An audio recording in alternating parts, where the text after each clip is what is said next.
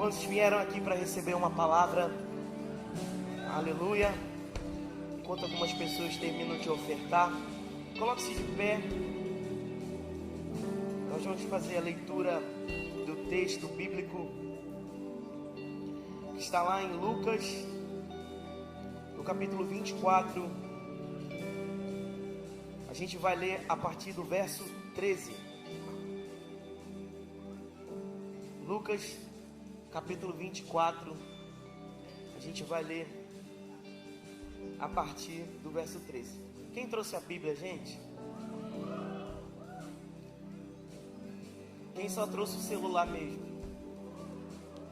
Tem um terceiro grupo que está aguardando no telão, né? Se essa pessoa que está do seu lado não está com a Bíblia de papel,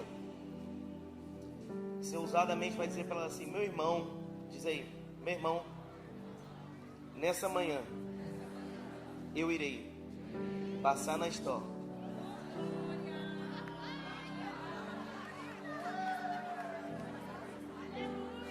Aleluia. Agora o resto da frase é contigo. Se você vai ofertar ou se você vai indicar uma Bíblia para ele comprar. Aí a sua generosidade que vai decidir qual vai ser o restante da frase. Aleluia. Glória a Deus. Vamos lá. Lucas, capítulo 24, a partir do verso 13, que diz assim: naquele mesmo dia, dois deles estavam indo para um povoado chamado Emaús, a 60 estádios de Jerusalém. No caminho, conversavam a respeito de tudo que havia acontecido. Enquanto conversavam e discutiam, o próprio Jesus se aproximou e começou a caminhar com eles. Mas os olhos deles foram impedidos de reconhecê-lo. E ele lhes perguntou: sobre o que vocês estão discutindo enquanto caminham? Eles pararam com o rosto entristecido, e um deles, chamado Cleopas, perguntou-lhe: você é o único visitante em Jerusalém que não sabe das coisas que ali aconteceram nesses dias? E Jesus perguntou: que coisas? Aconteceu com Jesus de Nazaré. Ele era um profeta, poderoso em palavras e em obras diante de Deus e de todo o povo. Os chefes dos sacerdotes e as nossas autoridades o entregaram para ser condenado à morte e o crucificaram. Contudo, esperávamos que ele, que era quem traria a redenção a Israel. Hoje é o terceiro dia desde que tudo aconteceu. Algumas das mulheres entre nós nos deram um susto hoje. Foram de manhã bem cedo ao sepulcro e não acharam o corpo dele. Elas voltaram e nos contaram ter tido uma visão de anjos, e estes disseram que ele está vivo. Alguns dos nossos companheiros foram ao sepulcro e contaram tudo exatamente como as mulheres haviam dito, mas não ouviram. E Jesus lhe disse: como vocês custam a entender e como demoram para crer em tudo o que falaram os profetas. Não devia o Cristo sofrer essas coisas e entrar na sua glória? Então, começando por Moisés e todos os profetas, explicou-lhes o que constava a respeito dele em todas as escrituras. E ao se aproximarem do povoado para o qual estavam indo, Jesus fez com que ia mais adiante. Eles, porém, insistiram muito: fique conosco, pois o dia já findou e está chegando a noite. Então entrou para ficar com eles. Quando estava à mesa com eles, tomou o pão, deu graças, o partiu e deu a eles. E então os olhos deles foram abertos e o reconheceram, mas ele desapareceu. Então perguntaram um ao outro: não ardia o nosso coração enquanto ele nos falava a caminho e nos explicava as escrituras? Imediatamente levantaram-se e voltaram para Jerusalém. Curva sua cabeça, Pai. Essa sua palavra, ela é viva, ela é eficaz, ela é poderosa. Obrigado, Jesus, porque nós temos a certeza que o Senhor está aqui nesse lugar. Obrigado, Jesus, porque do seu trono nós ouvimos as palavras de vida eterna. Obrigado, Jesus, porque nessa manhã é uma manhã, ó Pai, de encontro com o Senhor, de encontro com a Sua palavra, e de encontro, ó Pai, com aquilo que o Senhor quer nos despertar, ó Pai. Nessa manhã, nos abrace com a Sua presença. Nessa manhã, ó Pai, nos abrace com o entendimento que o Senhor está aqui nesse lugar e que nada nem ninguém pode impedir o Seu agir em nosso meio, ó Pai. Nós te agradecemos e te louvamos no nome de Jesus. Você pode dizer amém? Amém. Glória a Deus. Pode tomar seu lugar.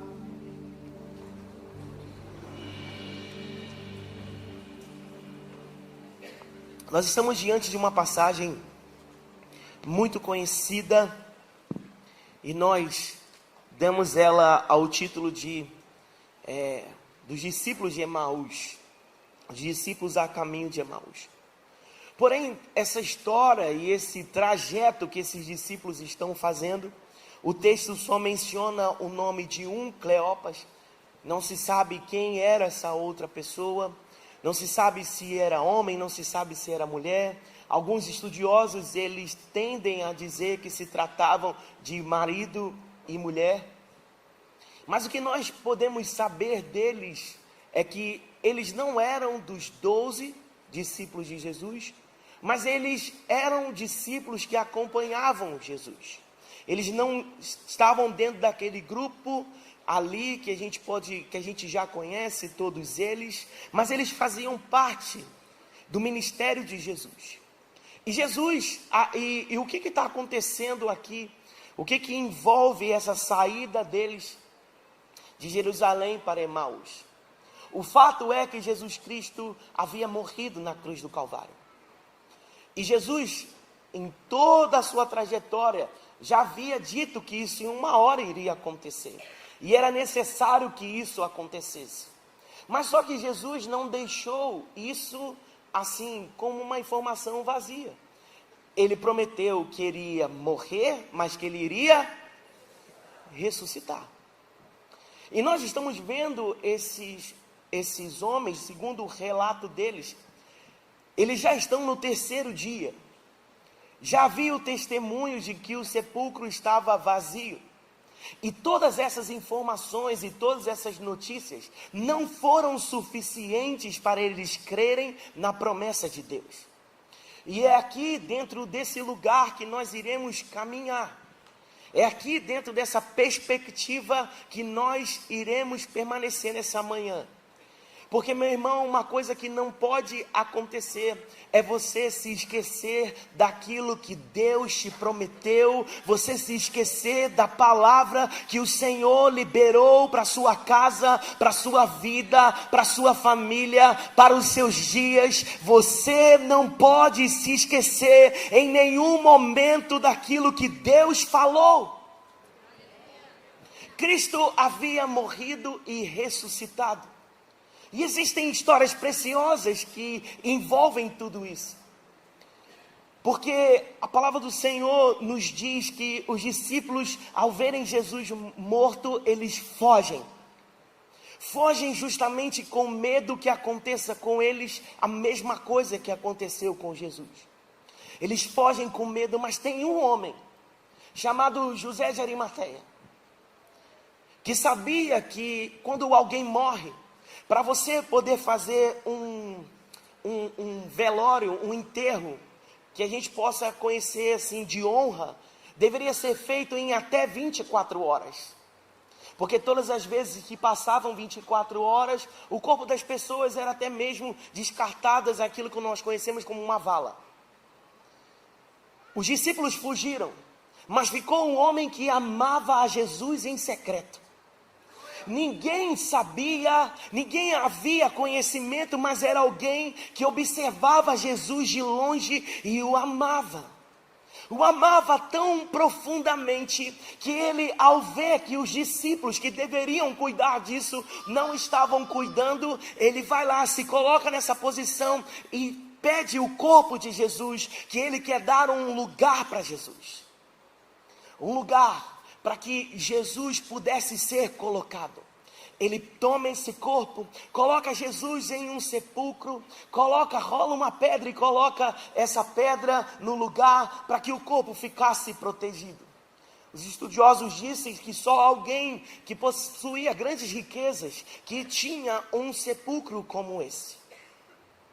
E é isso que fez com que esses discípulos fugissem e fossem embora de Jerusalém e começassem a caminhar para Emaús. Entenda, irmãos, que tudo na Bíblia tem um significado, tudo na Bíblia tem algo poderoso a nos informar. Jerusalém é lugar de paz. Diga comigo assim: Jerusalém, lugar de paz. Quantos aqui amam andar em paz? Tem gente que não gosta não, tá? Ou tem gente que arruma confusão para sair da paz. Pensa que tem os irmãos que têm a habilidade de acabar com paz. Aleluia. Mas não é aqui nessa igreja, amém? A gente está contando coisas da China, do Japão. São os irmãos lá. Na Rússia, então, aleluia. São os irmãos de lá. Aqui não, aqui é todo mundo da paz, amém? E quando o texto está falando e frisa, dizendo que saiu de Jerusalém caminhando para Emaús, Jerusalém é lugar de paz, e paz, irmãos, é lugar da presença de Deus e não ausência de problemas. Ter paz não é estar com problemas ausentes, mas ter paz é ter certeza e confiança naquele que nos deu uma palavra. Ter paz é permanecer em uma palavra que já foi liberada com relação às nossas vidas. Por isso, meu irmão, quando esses homens perdem a esperança, a primeira atitude deles é sair de Jerusalém, sair desse lugar da paz. Glória a Deus. E se tem uma coisa que eu amo em Jesus, é que Jesus não tem preferidos. Se tem uma coisa que eu amo em Jesus, é que mesmo ele tendo 12 discípulos, ali, ele considera a todos importantes. Porque o nome dessa outra pessoa nem é citada, mas estamos vendo o Deus Emanuel indo atrás deles. Então eu já quero quebrar aqui todo o seu entendimento de achar que Deus se importa mais com o pastor, que Deus se importa mais, irmãos, com o apóstolo, que Deus se importa mais com profetas, que Deus se importa mais com quem está com o microfone na mão, que Deus se importa mais com quem tem fama, com quem tem sucesso. Não, meu irmão, perto está o Senhor daqueles que o buscam, perto está o Senhor daqueles que o amam, perto está o Senhor e pronto para ouvir, perto está o Senhor daqueles que desejam a sua presença. Aleluia.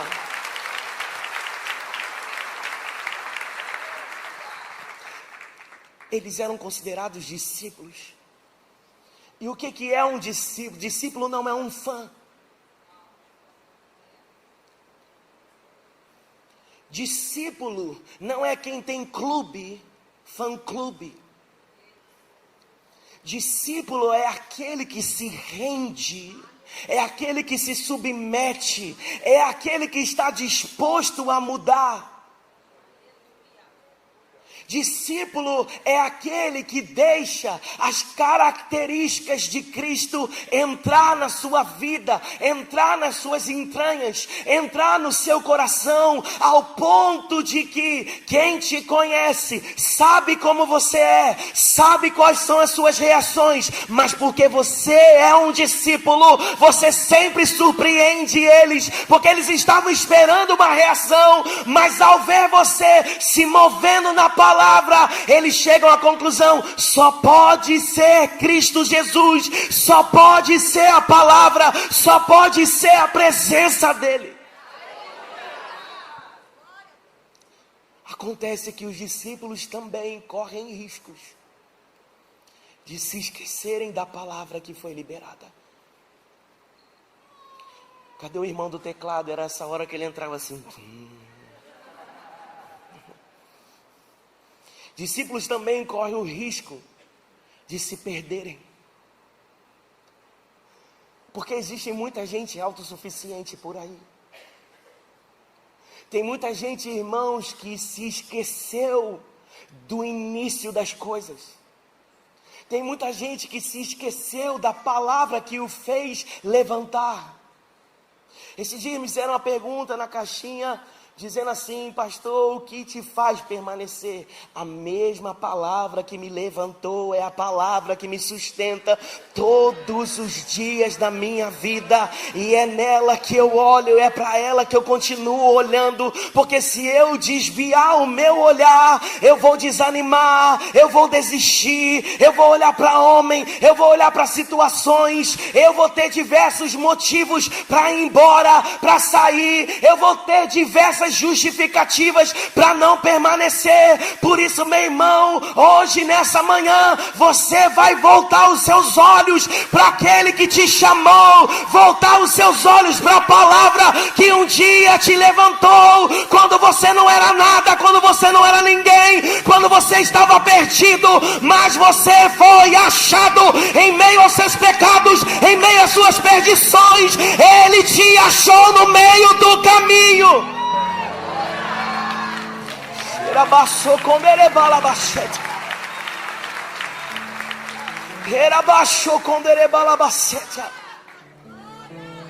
Porque a gente tem o hábito de se esquecer que um dia nós fomos encontrados e você não tinha nada para oferecer. E hoje você está achando que aquilo que Ele te deu é maior do que Ele. E hoje a gente está achando que as habilidades que Ele nos deu, o progresso na vida que Ele nos deu, é suficiente para disputar espaço com quem Ele é.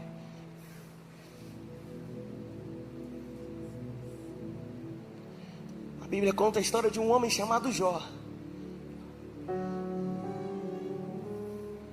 Tinha tudo, temente e servo de Deus, fiel ao Senhor, com família, com filhos,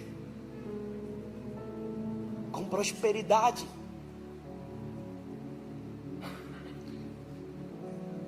Mas um belo dia,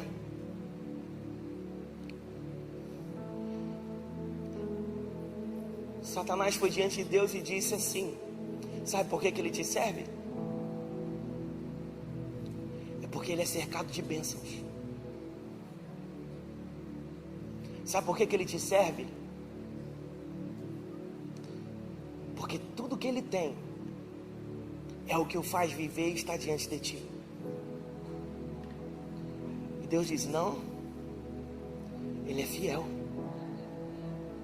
Pode ir lá, toca no que ele tem, só não toca nele. Só não toca na vida dele. E o que acaba acontecendo? Jó perde tudo. Perde filhos, perde família, perde todos os seus bens.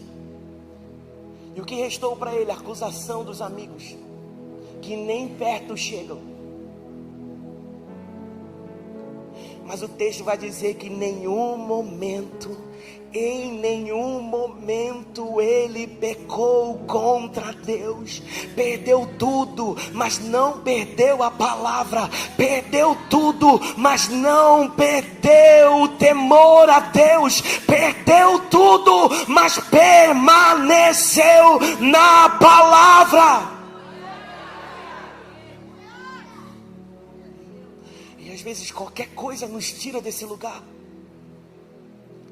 Qualquer coisa você desiste do seu devocional. Qualquer coisa que acontece, você para de vir à igreja. Qualquer coisa que tenha acontecido, você já está pensando em mudar de igreja, achando que mudando de igreja vai mudar o seu estado. Quem muda é Jesus, quem muda é a palavra, quem muda é Cristo Jesus e a prática das Escrituras em nossa vida.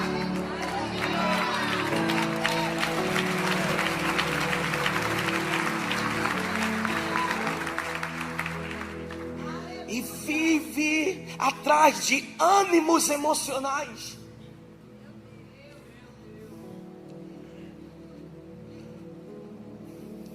Mas a palavra que você tem, ela é suficiente. Desde a palavra diz que nós devemos trazer à memória aquilo que nos dá esperança. Lembra-te do que Ele já fez. Algumas pessoas aqui nem entregaram a sua vida a Jesus, mas você não sabe que tem alguém orando por você. Tem alguém clamando por você. Tem alguém dizendo: Jesus, encontra Ele no meio do caminho.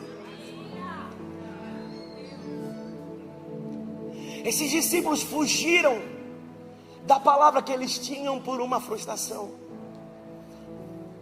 E isso pode acontecer com todos nós. Mas se tem uma coisa, que quando a gente deixa entrar no nosso coração algo chamado incerteza, essas incertezas vão revelar o nosso nível de conhecimento de quem Jesus é.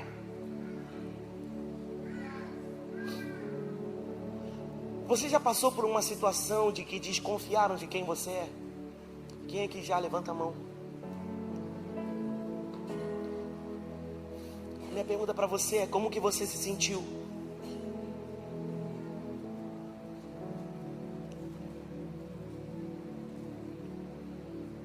Você já viu que a desconfiança gera um sentimento tão perverso?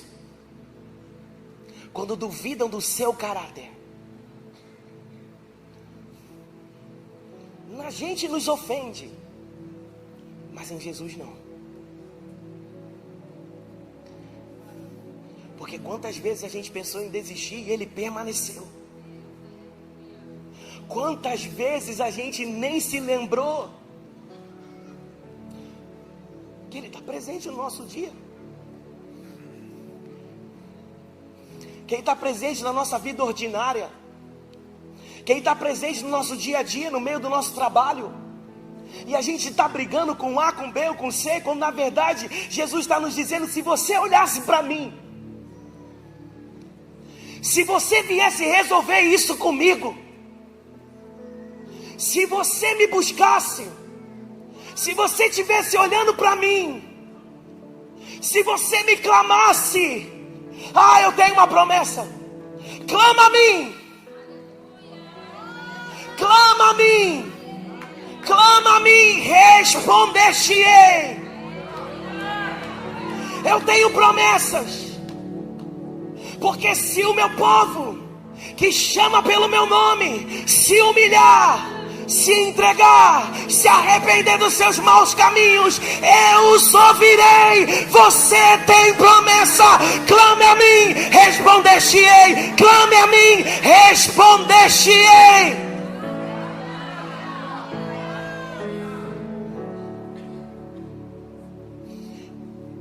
Hoje é o dia de desistir. Existem pessoas, irmãos, que perderam até a sua característica, porque já desistiram dentro de si mesmas. não desistiram com o seu corpo físico, porque ainda estão presentes em alguns lugares, mas dentro de si já desistiram. Só que essa não é a sua identidade, só que essa não é a vida que o Senhor tem para você, só que essa não é a realidade que Jesus tem para você. O seu lugar é Jerusalém, o seu lugar é na presença do Deus Altíssimo, o seu lugar é confiando na palavra que Ele já liberou.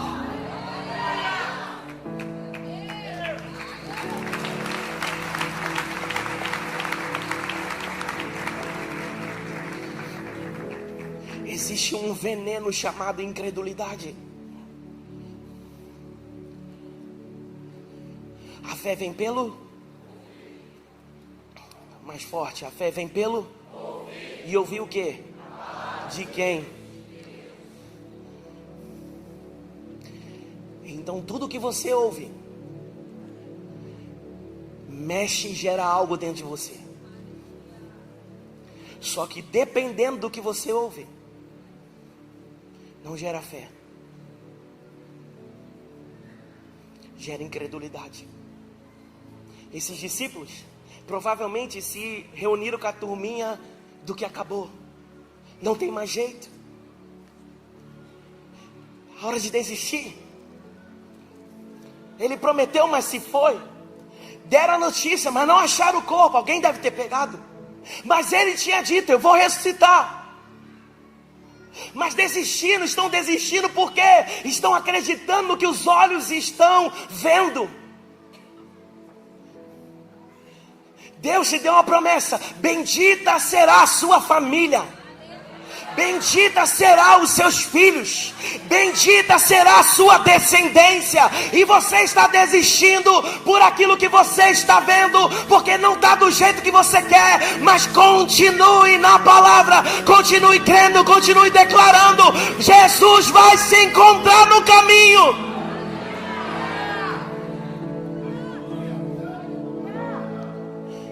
A incredulidade deles não impediram Jesus de se aproximar.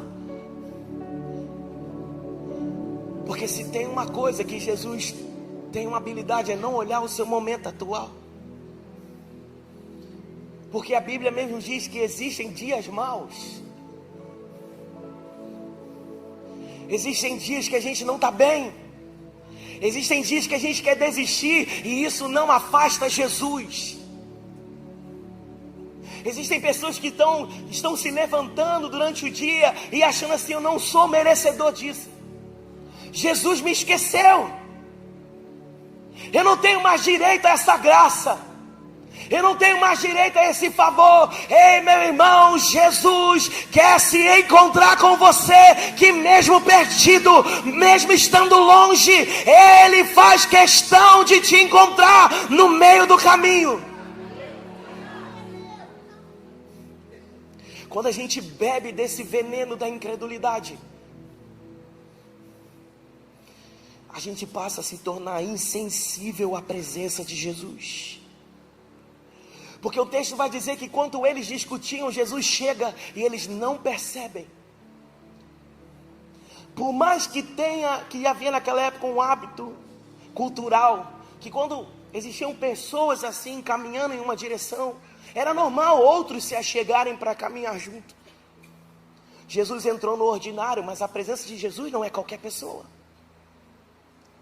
E o problema é que quando a gente não cultiva a intimidade, a gente não percebe que o ambiente está diferente. Porque é possível viver com alguém e não ter intimidade com ela. Então quando Jesus chega, em meio à incredulidade, a incredulidade faz com que eles se tornem insensíveis. E esse é um dos problemas que nós vivemos. Porque você pode participar de um culto como esse e nada mudar na sua vida. E você achar que não mudou porque a música não foi boa e que a pregação não foi boa.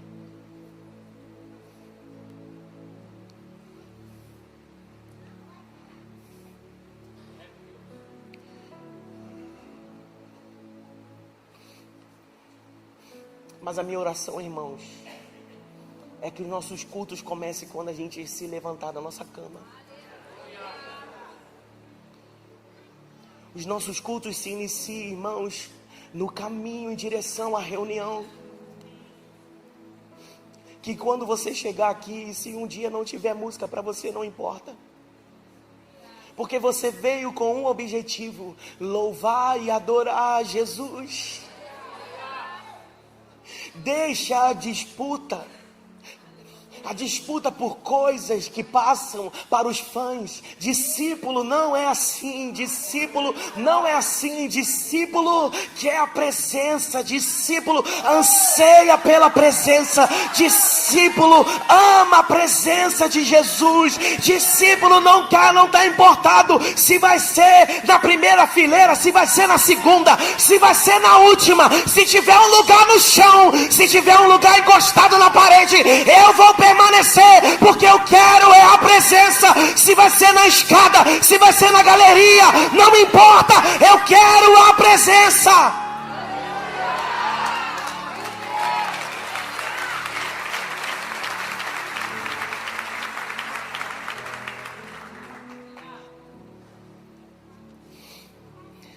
O Evangelho é sobre a obra na cruz. Por mais que nós desejamos, irmãos, bem-estar, o Evangelho não é sobre isso. Por mais que a gente deseje crescimento pessoal, profissional, o Evangelho não é sobre isso. Por mais que a gente tenha sonhos, projetos grandiosos, o Evangelho não é sobre você. Porque a gente não é o centro do Evangelho. O Evangelho é sobre Cristo. E eles fugiram, porque eles falam no seu discurso assim: estamos aqui porque Jesus não era quem a gente queria que fosse. Eu pensava que Jesus seria o grande rei que iria se levantar e ia acabar com Roma. Mas João 3,16 diz que porque Deus tanto amou o mundo, que deu o seu Filho unigênito, para que todo aquele que nele crê não pereça, mas tenha a vida eterna. Jesus é Salvador. Ele não veio para ocupar cargos políticos. Ele não veio ocupar as mesmas cadeiras que os homens ocupam, porque Ele não divide a glória dele com ninguém. Então o Evangelho é sobre a cruz. Evangelho é sobre a salvação. Evangelho é sobre prostrar nossa vida diante da palavra, para que essa palavra nos mude, para que essa palavra nos restaure, para que a cada dia a gente seja parecido com quem Ele é. O seu marido, a sua esposa, vejam que você é parecido com Jesus. O Evangelho é sobre isso. O Evangelho é até que toda a terra seja cheia da sua glória.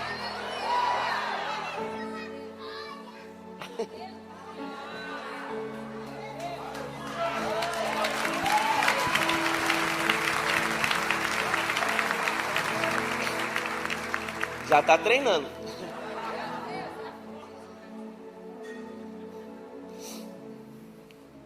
Eles olharam para... Olha como é que... Olha o discurso deles sobre Jesus. Ele era um profeta.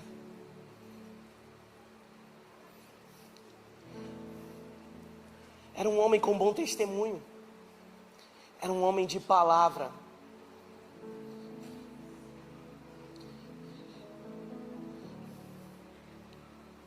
Quando a gente não tem um entendimento claro de quem Jesus é,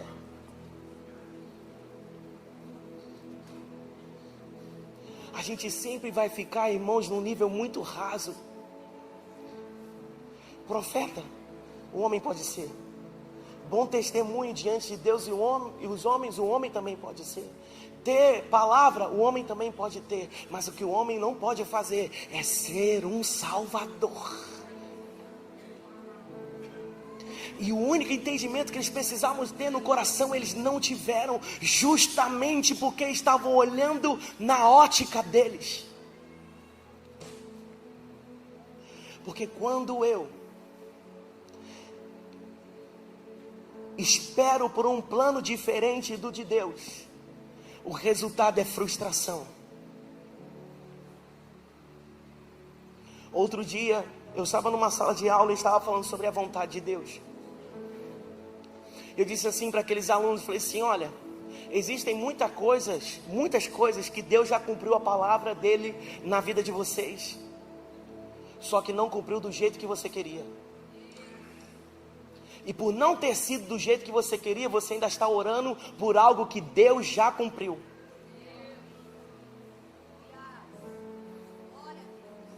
E quando isso acontece?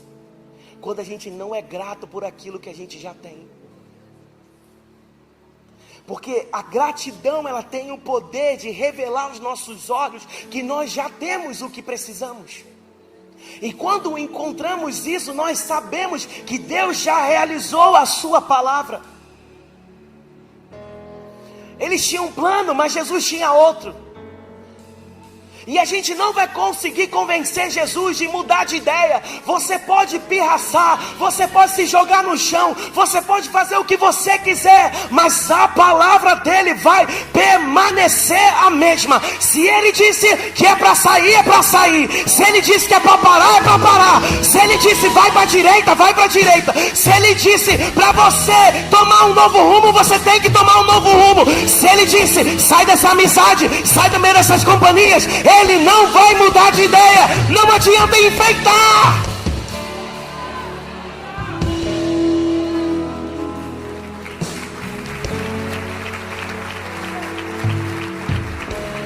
Porque às vezes, irmãos, a gente fica enrolando. Esses homens já ouviam a palavra de Deus há muito tempo.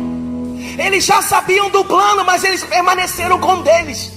Jesus já havia dito, importa é que eu me entregue na cruz do Calvário e ao terceiro dia eu vou me levantar. Mas eles estão aqui, não, ele vai ser rei em Israel. E Jesus está dizendo, não é esse plano, eu tenho um pensamento maior, eu tenho um plano ainda maior. Eu vou morrer, vou ressuscitar, vou te chamar para o meu reino, farei de vocês sacerdotes, farei de vocês cheio da presença de Deus. Eu tenho um plano maior, mas a pessoa está do outro lado, não, eu tenho o meu. Eu quero o meu, mas Jesus está dizendo, eu vou fazer toda a minha vontade.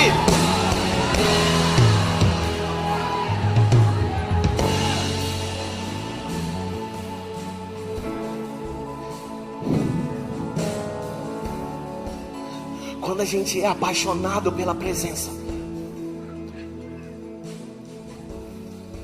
a gente começa a ver as manifestações de Deus. Porque existe uma diferença. Existem pessoas que experimentam da presença de Deus, mas não experimentam da presença manifesta de Deus. E quantos concordam comigo que Jesus está em todos os lugares? Porque Ele é onipresente, mas Ele não se manifesta em todos os lugares. Porque no lugar onde Ele se manifesta, necessita de se ter alguém alinhado com o céu. A Bíblia conta uma história de uma mulher. Isso está lá em 2 Reis, no capítulo 4. Conta a história de uma mulher que perdeu seu marido. E as dívidas começaram. E os homens bateram na casa dela dizendo que se elas não pagassem aquela dívida, os filhos dela seriam tomados como escravos. Ela procura o profeta. E o profeta diz para ela, o que você tem em casa? Ela disse, eu tenho um jarro de azeite. Azeite aponta para o Espírito Santo. O que esse texto está dizendo? E o que o profeta vai fazer agora? Ele não vai dizer, vende o jarro para você ter dinheiro. Ele diz, junta vasilhas vazias e pega esse jarro e começa a derramar. Porque aonde tiver uma lacuna, aonde tiver um vazio, você vai encher com a presença. Aonde tiver um vazio, você precisa encher com a presença. E essa mulher foi lá, trancou a porta e começou a encher.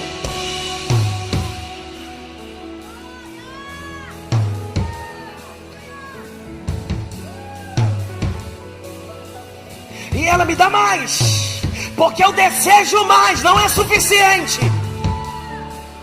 Me dá mais jarros, porque ainda tem azeite aqui. Eu ainda tenho mais para derramar. Porque quando tentarem mexer na minha casa, quando tentarem mexer na minha família, vão se deparar com a presença, com a presença, com a presença, com a presença. Quando tentarem tocar na minha casa, vão ter que se deparar com a presença.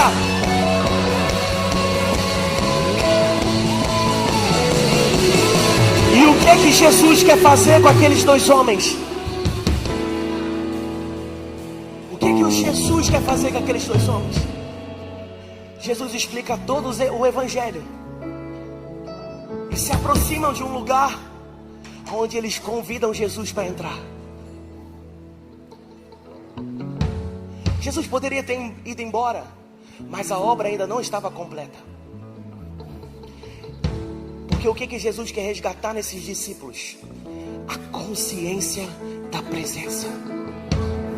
Que não existe frustração que fica de pé quando alguém tem consciência da presença. Não tem medo que fique de pé quando alguém tem consciência da presença. Não tem planos frustrados que permaneçam quando alguém tem consciência da presença. Jesus chega naquela casa, tem uma mesa. Eles convidam aqueles discípulos a estarem à mesa. Mesa é lugar de comunhão. Diga comigo, mesa é lugar de comunhão. Jesus chama eles para comunhão. Pega o pão, parte o pão. E os discípulos, ao verem aquela cena, trazem à memória aquilo que dá esperança. Porque eles se lembram que antes de Jesus Cristo morrer, teve uma ceia em que Jesus disse: fazei isso em memória de mim. Porque a partir de hoje, todas as vezes que você comer do pão, beber desse cálice, vocês estão anunciando a morte do Senhor até que Ele venha. Todas as vezes que vocês fizerem isso. E aqueles discípulos veem Jesus partindo o pão. Eles reconhecem a presença e Jesus desaparece. Eles começaram a se indagar. Não ardia o nosso coração enquanto Ele falava? O nosso coração não queimava enquanto Ele falava. E por que não queimava? Porque quando as nossas prioridades, quando os nossos planos estão acima da consciência da presença, em saber que Ele está presente, a gente se torna insensível. Eu quero te convidar a você ficar de pé no seu lugar.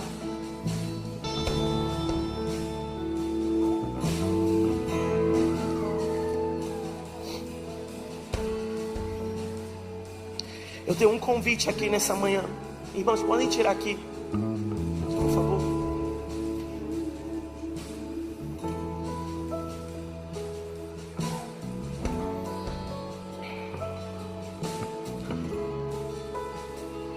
Eu tenho um convite aqui nessa manhã.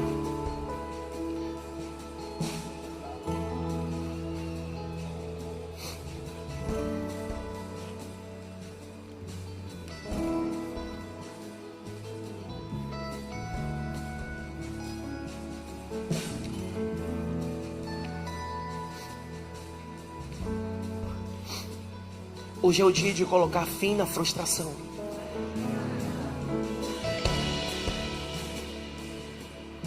Porque essa frustração está te levando a caminhos contrários. Quantas coisas não aconteceram do seu jeito? Quantas coisas não estão da forma que você queria? E isso está causando em você peso e insensibilidade da presença de Deus. Algumas pessoas aqui não conseguem nem mais orar, porque palavras não saem mais dos seus lábios. Vão orar, não conseguem, só sentem frustração e dor. Mas essa manhã seremos encontrados por Ele, encontrados pela Sua presença, achados pela Sua presença, achados pela Sua presença.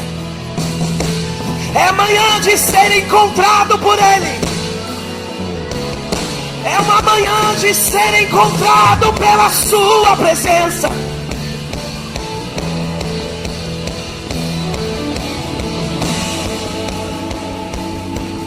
Nessa hora, meu irmão, feche seus olhos e comece a chamar pela presença do Senhor.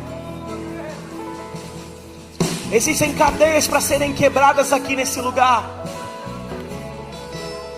Se você ora em outras línguas, levante a sua oração em outras línguas agora. Levante a sua oração em outras línguas. Levante o seu clamor nesse lugar.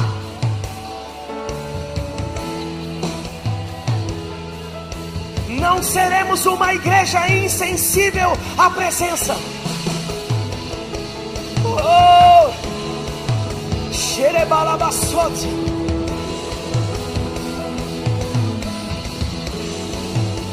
Querebalabaxe, querebalabacete. Eriandelebraço, conanabolabachete. Xequerebalabassote, erebalabachete.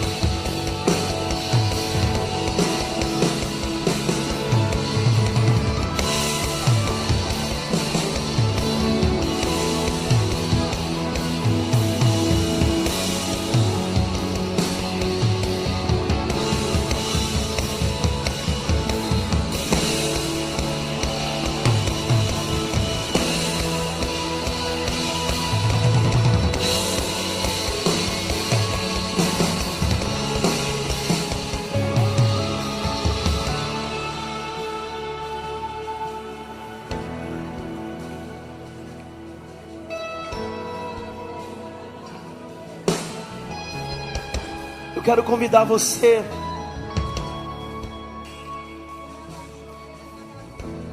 que chegou aqui nessa manhã frustrado,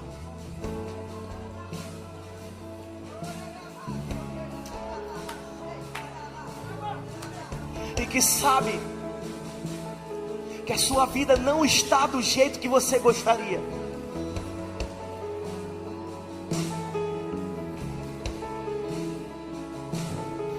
Existem situações que só Deus pode fazer e a sua presença. Então eu quero convidar você aqui na frente. Saia do seu lugar. Você que deseja hoje, eu não vou sair desse jeito que eu cheguei aqui, com os meus sentimentos me aprisionando e me distanciando da vontade de Deus. Eu não vou sair daqui do mesmo jeito. Eu não vou sair daqui. Eu não vou sair desse lugar aprisionado por sentimentos, aprisionado por frustrações. Eu quero a presença de Deus. Eu quero a presença do Senhor. Eu quero a presença do Espírito Santo em minha vida, em minha casa, em minha família.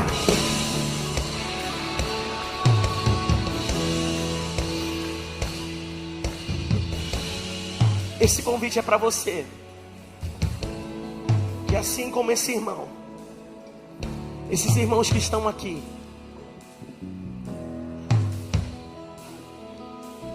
que sabem que precisam sair dessa manhã aqui diferente do que chegaram. Esse convite é para você. Vem aqui na frente, nós queremos orar por você.